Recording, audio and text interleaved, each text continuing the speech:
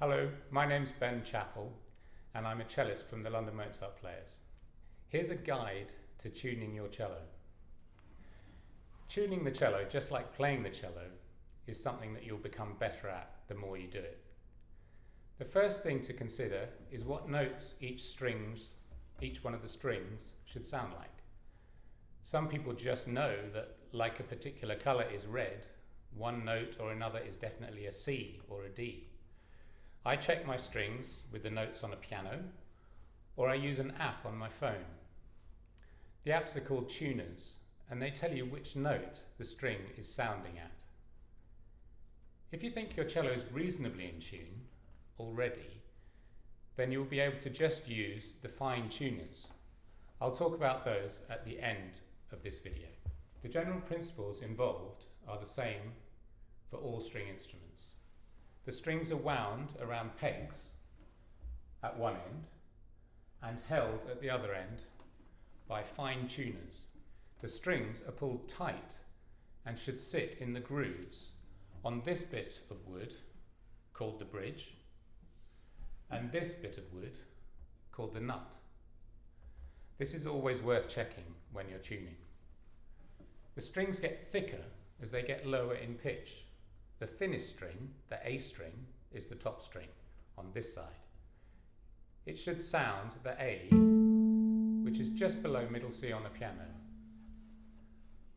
The next string is 5 steps down on D, and the next string 5 steps down on G, and finally the thickest string is 5 steps down on the C.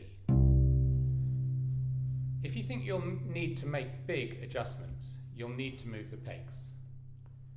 It's a good idea to turn the cello around from the normal playing position to be able to grip the pegs properly. They're only holding the string tight because they are tapered and gently wedged into their holes. Look at which way turning the peg will wind up or unwind each string and which string it's winding. It's different on each side. So this is the A peg, usually, not always. This is the D peg, this is the G peg, and this is the C peg. And you have to make sure that the string you think you're tuning is the peg that you're moving. You have to push them in as you turn them so that they hold in place. Hold the peg firmly and try down and in a bit. And then try back up. Always pushing in firmly at the same time. You have to get a feel for it.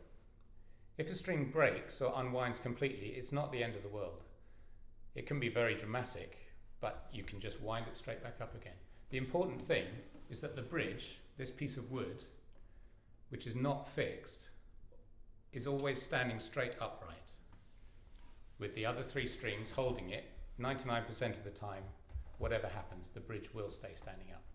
Check the pitch of the strings by plucking them and move the pegs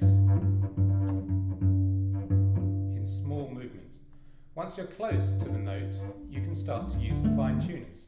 Using the bow will give you a clearer note when you're using the fine tuners.